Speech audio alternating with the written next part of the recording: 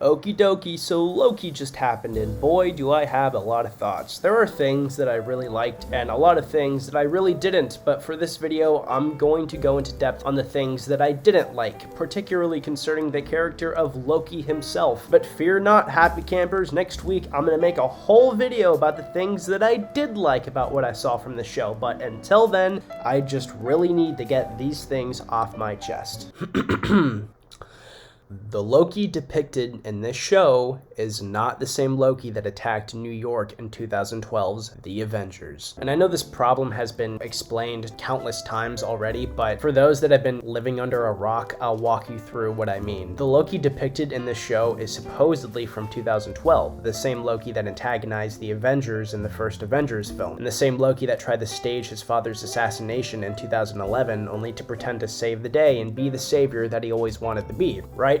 Okay. The problem is that the Loki shown in this show acts nothing like how he's supposed to act. He instead acts like 2017 Loki, which is a family-friendly goofball who would rather grab your face and say, "Got your nose," instead of gouging out somebody's eyeball and killing 80 people in 2 days for the sake of getting everybody's attention. They are not the same person. And this is a problem that I remember having in 2017 as well after watching Thor Ragnarok, but I shrugged it off because I knew it was Taika Waititi and I knew Marvel wanted Loki to be a bit more of a hero now, and it had been a few years since we last saw him, so I suspended my disbelief and played along with the rewrite. And that's fine because people grow and behaviors change over extended periods of time, so it wasn't that big of a leap that I needed to take. But now Marvel is trying to rewrite their own history and pretend like Loki has always been a friendly clown that the whole family can laugh along to. And that's bullshit. And I keep hearing the excuse of how Loki saw himself die in episode 1 and watched a movie clip of Thor the Dark World and Thor Ragnarok, and therefore it makes perfect sense that he's a different person now. And that's also bullshit. That could change someone's perspective on life, sure, and maybe even small aspects of their behavior, but it doesn't turn a manipulative, raging psychopath into the happy, silly, slappy clown that Loki becomes. Personality is a byproduct of longevity over time. It doesn't happen overnight, let alone over a moment. Again, it might change someone's perspective, and I can totally buy that after watching his entire life, Loki might have different goals than from what he had before, but I do not buy that after watching a clip from Infinity War, he's suddenly the same exact person that we saw from Thor Ragnarok. It wasn't an experiment on psychology, it was an excuse for Marvel to make Loki more family-friendly for all the kiddos at home watching Loki on their divorced parents' Disney Plus accounts. And if you need even more proof that Marvel didn't intend for this scene to be a motivation for a change in character, Loki was acting like this way before he saw the clips. He was acting like a total goofball from the very start of the show. How could he have already been a different person before the event that everyone uses to justify his change in behavior?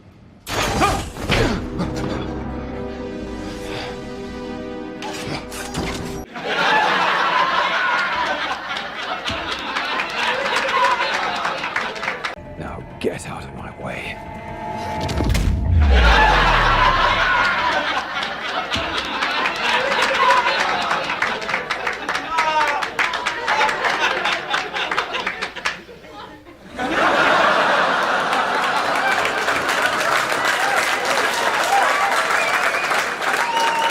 And beyond just the principle of the character irritating me, what bothers me even further is that Ragnarok Loki is one of the biggest downgrades of character in the history of the MCU. Loki from the Avengers is one of, if not my favorite Marvel villain to date. He had such amazing intrigue and passion and anger and motivation and witty arrogance. He was charming, but also terrifyingly bloodthirsty. It was like he couldn't get enough of making everything around him burn and crumble, and he did it with such a charismatic fashion and sense of style. It was awesome, but beneath that sense of style, there was this undying, unchecked, blithering sense of fury and rage. Thousands of years worth of neglect built up into his singular determination and goal, desolation, with him sitting on a throne of corpses and rubble. Like, who remembers watching this fucking scene in theaters, man?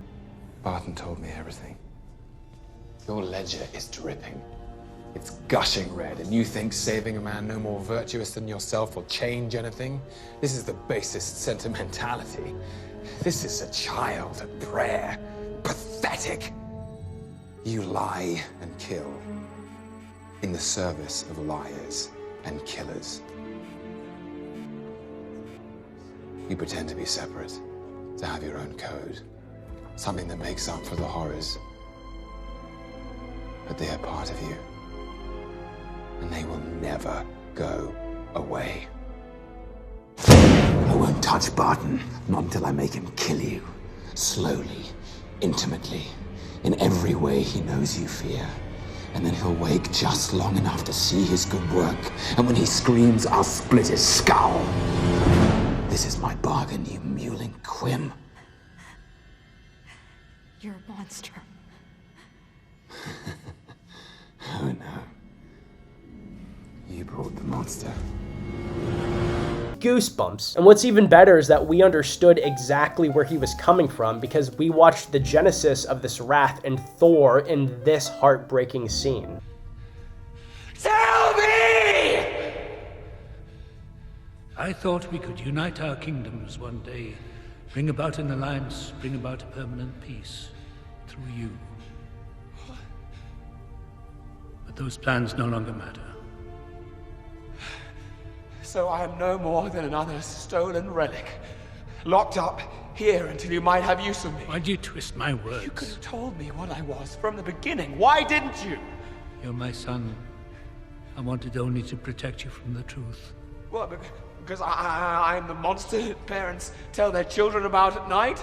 You know, it all makes sense now why you favored Thor all these years. Because no matter how much you claim to love me, you could never have a frost giant sitting on the throne of Asgard.